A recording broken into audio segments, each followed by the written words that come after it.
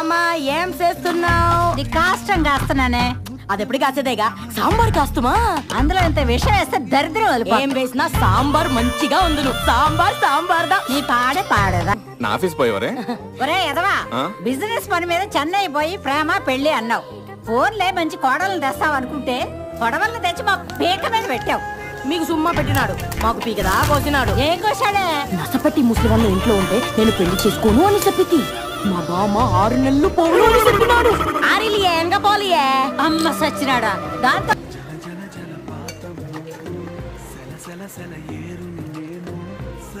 నువ్వు తాకితే నన్ను పొంగే వరదైపోతాను.